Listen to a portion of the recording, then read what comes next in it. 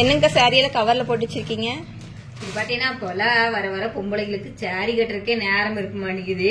சாரியை ப்ளீட் எடுத்து கொடுக்க சொல்லிடுறாங்க. சரி நம்மளுக்கு என்ன வந்தது, காசு கொடுத்தா ப்ளீட் எடுத்து வைக்க வேண்டியதுதானே.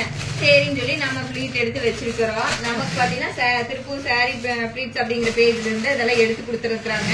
இப்படி அழகா எடுத்து கொடுத்துருக்காங்க பாத்தியா. இதுக்கு எவ்வளவு சார்ஜ் பண்றாங்க? 250 ரூபா வாங்குறாங்கப்பா ஒரு சாரி எடுத்து கொடுக்கறதுக்கு. அதிகமா இருக்க மாட்டிருக்குங்க. ஆமா, எல்லாரும் இப்படியேதான் கேட்பீங்க. அப்புறம் அதிகமா இருக்குதுன்னா அப்புறம் அவனவனே கட்ட வேண்டியது. நாமளுக்கு நம்ம சாரி கட்டிக்கிறக்கே நம்மளுக்கு பார்த்தா இது எப்படா இந்த சீலை கட்டுறது அப்படின்னு இருக்குது. எல்லாம் சுடிதாரையும் நைட்டியும் போட்டுக்கிறாங்க. யாரு சீலை கட்டுறா? அப்புறம் இந்த மாதிரி எடுத்து பிளீட் எடுத்து வச்சாங்கன்னா 2 நிமிஷத்துல கட்டிட்டு ஓடிடுறாங்க.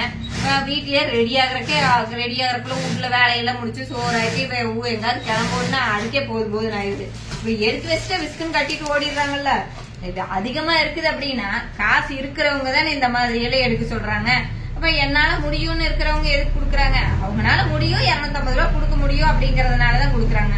அது இல்லாம பாவம் அந்த பிள்ளைலாம் 2-3 சீலை எடுத்தாலே அக்கா எனக்கு காலெல்லாம் வலிக்குதுங்கக்கா, எடுக்கிறதுக்கு ஒரு நேரம் ஆகுதுங்கக்கா அப்படின்னு சொல்ற. அப்படி அப்புறம் அதனால அப்புறம் அவிலுக்கும் வேலை இருக்குது இல்ல, அப்புறம் அவிலும் வேலை செஞ்சு கொடுக்குறாங்க கரெக்டா. அப்படிங்கறதுனால நம்ம காசு அதிகம் பார்க்க முடியாதுல்ல.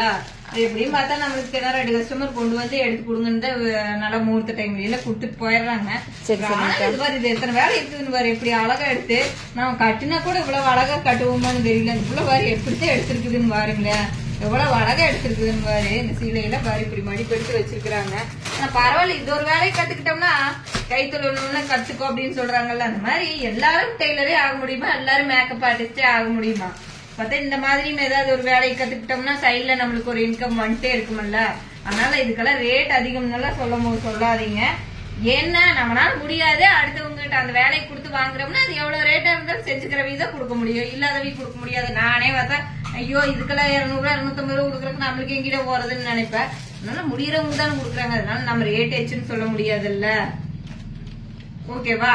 சரி, நீயும் பார்த்தா சும்மா தானே இருக்கிற. அதனால இந்த வேலையை ஒண்ணு கத்துக்கிட்டீங்கன்னா வீட்டுல இருந்துட்டே பிசினஸ் பண்ண முடியும். இந்த பிள்ளைங்க பார்த்தா ஆஃப்லைன் ஆன்லைன் கிளாஸும் எடுக்கிறதா சொல்லிட்டு இருந்தா. அப்படி நிறைய பேர் இந்த மாதிரி ஆன்லைன் கிளாஸ் எல்லாம் எடுக்கிறாங்க. வீட்டுல இருந்துட்டு நம்ம ஏதாவது ஒண்ணு பண்ணலாம்னு நினைக்கிறவங்களுக்கு இந்த பிசினஸும் நல்ல பிசினஸா தான் இருக்குது.